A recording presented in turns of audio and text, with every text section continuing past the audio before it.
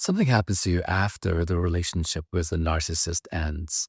You expect to miss them, and some part of you does, the way you miss anything you invested years in. But the grief that wakes you up at 3 a.m. is not really about them.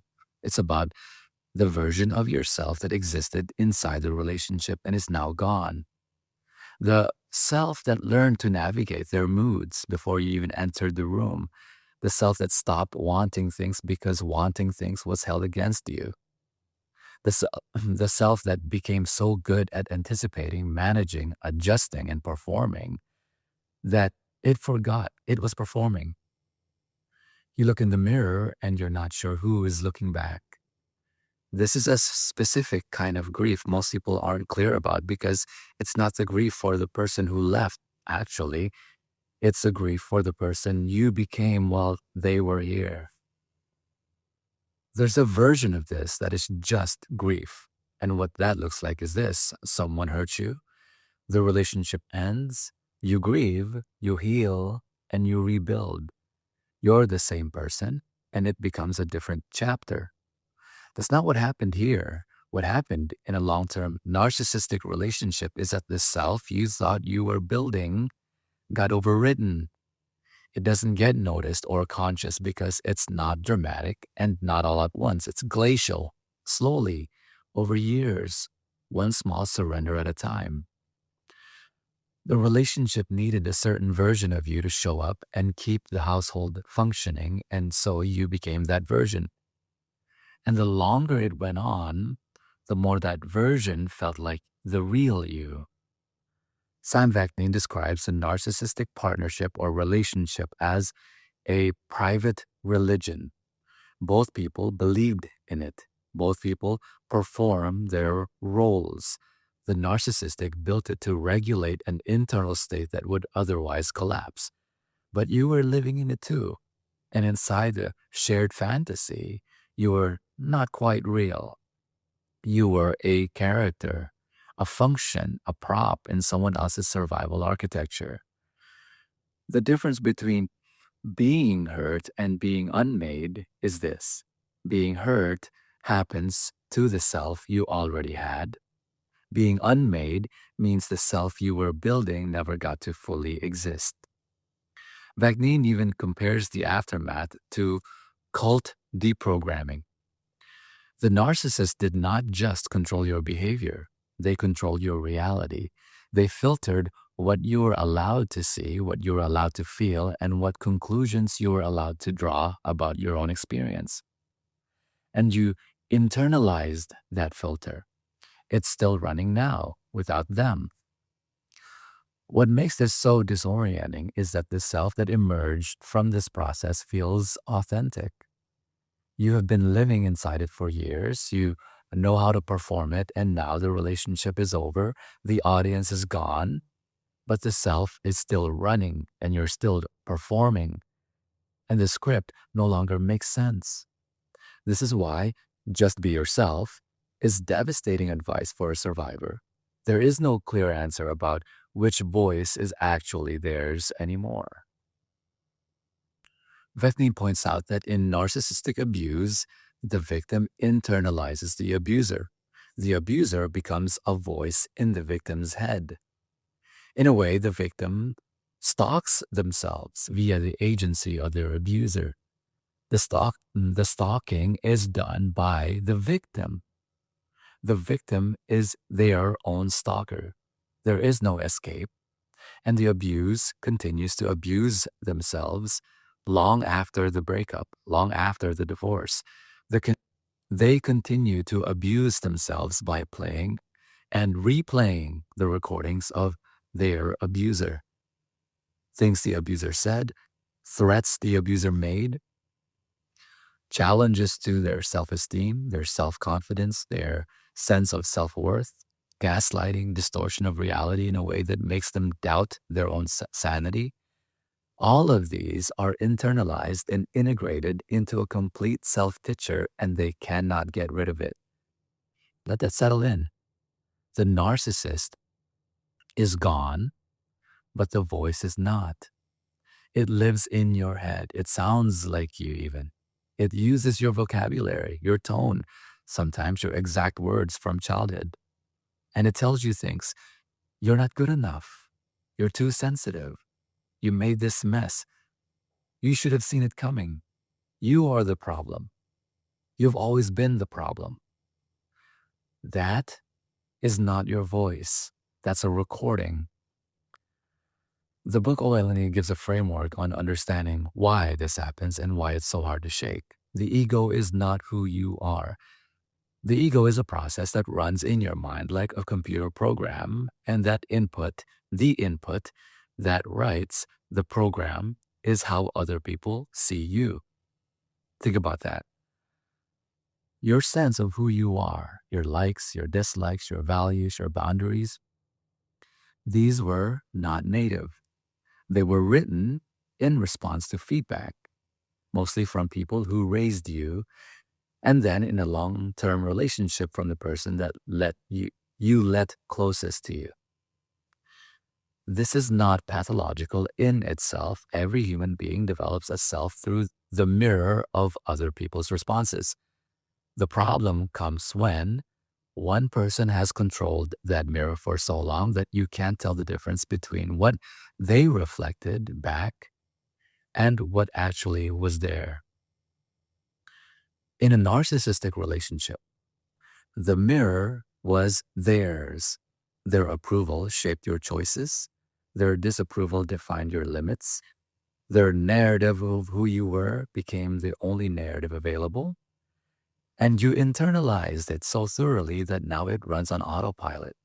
The voice that tells you you are not enough is not your voice.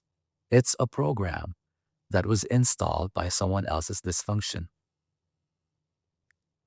Let's go a little bit over the voice of your ego from the book Oelani's perspective.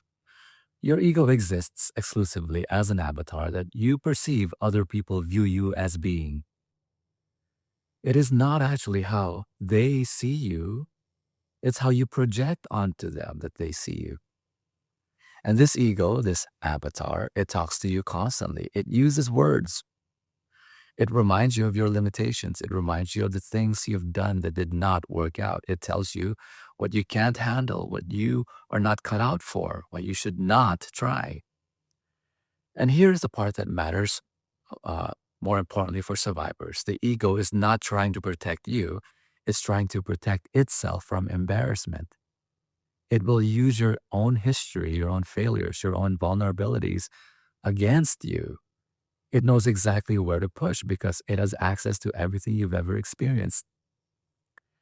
This is the voice you are hearing when you wake up at night and feel worthless.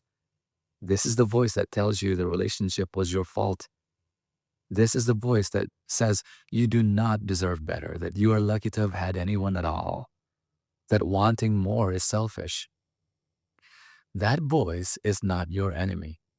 It is not a demon. It is a program that was written by input you did not choose, running on hardware you did not design, optimizing for outcomes that serve someone else's needs, not yours. Not yours. The first step is not to silence it. The first step is to hear it clearly enough to recognize it for what it is, a recording, an echo, an installed process that is running long after the original source has left the building. There is a reason why this grief is so hard to talk about. Regular grief after a breakup has a shape. You lost a person, you loved them, they're gone. People understand that. But the grief after a narcissistic relationship does not feel like grief for the other person. It feels like grief for yourself, for years, for the parts of you that did not get to develop because the relationship consumed all the oxygen, for the preferences you abandoned, the friends you drifted from, the values you compromised, the desires you stopped having because wanting them was held against you. In Judith Herman's framework of complex PTSD to describe what happens to survivors of prolonged relational trauma, the survivor is not just hurt. They've been exposed to an extended period of abuse that systematically dismantles their capacity to trust their own perception, their own judgment, and their own reality. This is the wound that just leave doesn't touch. Some survivors describe it as feeling like a ghost. It's not poetic grief, it's actual uncertainty about whether they exist, actual inability to tell the difference between their own reactions and trained responses. The grief is the recognition that you've been performing for so long that you're not sure what is underneath the performance anymore. Other survivors describe it as mourning a death that nobody else see or nobody else can see. Something real died in that relationship. It was not a person. It was a version of you that was supposed to develop. The career you did not pursue because they needed you home. The personality you softened because their ego could not tolerate your edge. The future tense that kept collapsing into the present tense of managing their disorder. And here's the thing that about the grief. It does not arrive all at once. It comes in waves. You think you are through it, and then you encounter a preference you forgot you had. You hear a song you used to love and realize you stopped playing it because you hated it or they hated it, not you. You meet someone new and catch yourself adapting to their energy because before you have ever decided whether you like them. The waves get less frequent over time, but they keep coming because you are genuinely rebuilding. Every time you encounter a buried part of yourself, you have to grieve it because you have to grieve it before you can reclaim it. And that takes longer than just leaving. So the common thought when it comes to recovery is it tells you to move on, to focus on the future, to stop looking back. And what that advice misses is that the grieving is not an obstacle in rebuilding. The grieving is the rebuilding. The survivor who tries to skip straight to personal development often ends up building on a cracked foundation. They manifest new goals, adopt new identities, perform confident behaviors. But underneath, the grief is still sitting there unprocessed because it was never given permission to exist. And then something small triggers it, and the whole reconstruction shakes. There is no shortcut through this part. The key is understanding what you're actually grieving. You're not grieving the relationship. You know it's over. You know it's on some level that it needed to be. You are grieving the version of yourself that adapted to that relationship. The part of you that knew how to make the evening go smoothly. The part that stopped calling friends because the narcissist complained about everyone in your life. The part that learned to read the room for danger before you even sat down. These were real adaptations. They were adaptive. They kept you safer inside an impossible situation. And now the situation is gone and those adaptations are still running, and they are not just useless. They're actively in the way of you being able to feel what you actually feel, want what you actually want, and know what you actually think. That's what you're grieving. The survival self you built to get through, and then the permission to let it go. So Vecnid says the core self is not the same as behavior. Behaviors change, the self does not. He describes the self as a sense of continuity across changing circumstances, across environment, across life events. The self is the kernel that remains recognizable as you, regardless of what happens to you. This means something specific for survivors, though. The narcissist did not erase your core self. What they did was bury it, overlay it, replace it with an adaptation so complete and so convincing that you cannot find it underneath anymore. The self is still there. It was just covered over. This is not spiritual language or self-help optimism. The self cannot actually be erased. It can be suppressed, overridden, denied expression, but the core remains intact underneath the survival architecture. What you're rebuilding is not a self you had to invent from nothing. You are uncovering the self that was always there underneath the performance, underneath the performance, underneath the adaptations, underneath the installed voice. You are excavating it slowly, carefully, with grief as your shovel and time as your context. This is not retrieval.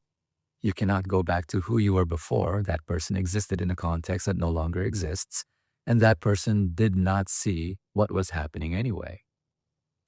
The goal is to build forward into someone who knows what happened, who understands how they got overwritten, and who is now actively choosing what gets overwritten, what gets written next. This is episode 1 of After the Fantasy, Rebuilding You. And I want to name what this series is and what it's not. It is not about understanding the narcissist. I did plenty of content about that in previous videos, but most of it leaves you knowing a lot about them and not knowing what to do with yourself. This series is about you, specifically about the damage that happens to your sense of self during a long-term narcissistic relationship and what it takes to rebuild it from the ground up. Some would call it identity reconstruction. But that's a misnomer, and I'll go over that in other videos. Over the next several episodes, we're going to look at how to tell the difference between your voice and the one that got installed. We're going to look at what it means to grieve, not just the relationship, but the version of yourself that got erased. We're going to look at how to rebuild yourself, a self, from scratch when you do not trust your own judgment anymore. And we're going to look at what healthy relating looks like from the inside of a self that has been rebuilt rather than retrieved. The book OLNE has a framework for exactly this work, actually, not as a self-help fix, but as a structure. Co-independence starts with a self that exists and has direction. Non-judgmental acceptance starts with accepting who you actually are, not who you performed as. Open communication starts with having something real to communicate. You cannot shortcut the rebuilding, but the rebuilding is the work that creates the conditions for all of it. The fantasy is over. That is not a loss. That is a space where you get to start. On the next episode, the voice in your head that is not yours. How to find what's real inside your own mind when the narcissist's voice is still running the program. I'll talk to you in the next video. Thanks for watching this. Share this with other people if you find this helpful. Check out this song from the album Final Shared Fantasy. I'll see you in the next one. Bye-bye. I've seen the version of you that you think I want, the edited one, the curated front, and I love that too, but I love the real thing more. So bring me the morning when you haven't slept. Bring me the anger you don't want to admit. Bring me the doubt, the mess, the doubt. I'll sit right here until it's done. This is not a performance. This is not a test. You don't have to be impressive. You just have to be you.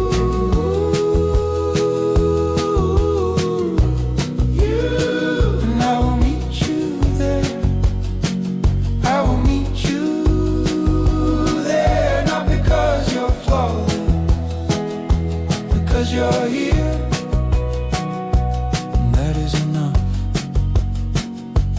That is enough. Bring me the stain on the sleeve of your coat. Bring me the voicemail you almost didn't send.